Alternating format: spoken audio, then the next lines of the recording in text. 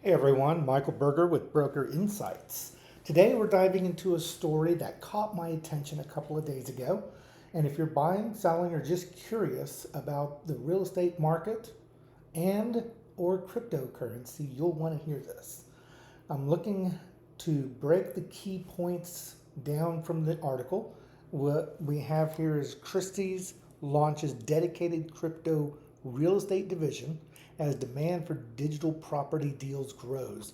This comes to us from a website called Elite Agent. It is dated, let's see, August 4th, and today is August 12th. So I'm going to share some of the key points. I'm not going to read the whole article, and then I'll give my insights at the end. Quick note before we dive in, while I am a real estate broker for nearly 25 years in Texas, I am not your real estate broker. So if you have any questions or comments, you can put them in the comment section below. And as always, I do not practice law. Nothing here is legal advice. I'm just here to share facts, thoughts, and give my professional opinions. Maybe help you see the market a little more clearly.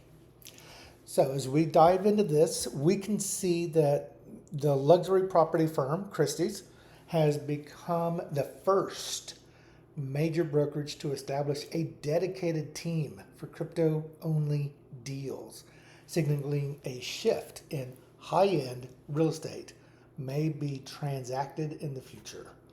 So it says Christie's International Real Estate has become the first major brokerage to have a dedicated division for cryptocurrency. A division led by Aaron Kerman, chief executive of Christie's Southern California arm, is made up of lawyers, analysts, and crypto specialists tasked with handling property deals conducted entirely in digital currency. The New York Times has reported that the move follows a number of successful high value sales where cryptocurrency was used in lieu of cash, including a home in Beverly Hills that sold for $65 million. This keeps translating things into Australian dollars, so I assume that this has to be an Australian website. It talks about how President Trump signed the Genius Act, setting out the federal rules for stablecoins, a class of digital currencies that maintain a dollar. I know XRP has recently issued a stablecoin. There was one in the past called Tether that I haven't heard much about lately. So a stable coin is nothing more than a single coin that is tied directly to one US dollar. Um, Fannie Mae and Freddie Mac are two major government-backed mortgage lenders, also have been directed to recognize cryptocurrency. That's kind of interesting. Most of the time, people who are utilizing Freddie Mac and Freddie Mae, cryptocurrency seems like a way that somebody would want to use a level of anonymity, and in lieu of paying cash or wire transfers, they want to try to fly underneath the radar. But if they're using a loan, which would be recognized by Fannie Mae or Freddie Mac, then obviously that level of anonymity kind of flies out the window. Um, so it goes on, talks about some of the transactions that this Christie's has either available for sale or has closed on. We have the Invisible House in Joshua Tree, a minimalist mirrored home, 17 million. The Nightingale is Sleep Beverly Hills property designed by Woods and Dangrano, listed at 63 million. So these are listings that they have.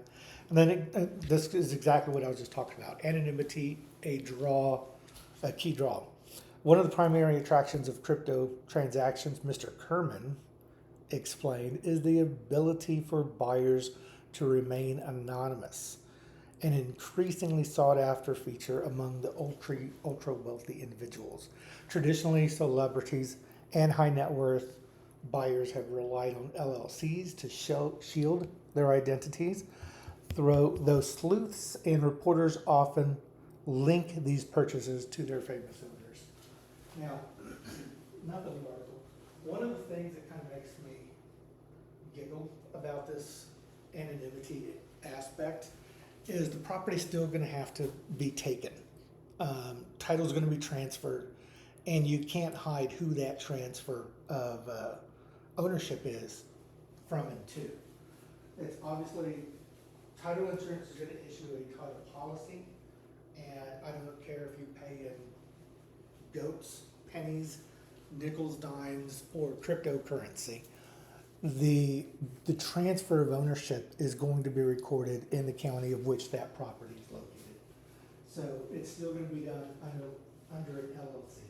It's going to be done under the buyer's name. It's going to be done in some capacity, and then it's going to be recorded. So I don't think that there's going to be a tremendous level of anonymity. It feels almost like Christie's is using this as a tool to make people think that there's a level of anonymity, that ultimately when all the dust settles, there's not going to be that level of anonymity once title is transferred and recorded with the county courthouse. Now, one of the things, this just happened August 4th. I was looking around and I found the first Bitcoin transaction recorded in Texas, at least. This was done by a company called Cooper Sotheby's International Realty, which happens to be the firm I am with. And this occurred back on September 18th in 2017. That is what, 8 years ago? It was a transaction of 100% Bitcoin. And it was the first one recorded in Texas. And it was kind of interesting. It was in Austin, of course, because that's where all the tech mines are. But wrapping this up, I think that the XRP, the Bitcoin, all of the other cryptocurrencies, yeah, there's going to be a place for them in real estate. People are going to be tokenizing properties. They're going to be taking partial ownership, percentage ownerships based on their interest that they have contributed. They're going to be transacting properties and cryptocurrency. This is going to be here to stay, but I don't think it's going to lead to the level of anonymity that most people are going to be led to believe. So that's the story, and take it from me that means buyers and sellers, and I hope that it helps anybody that's keeping an eye on the market.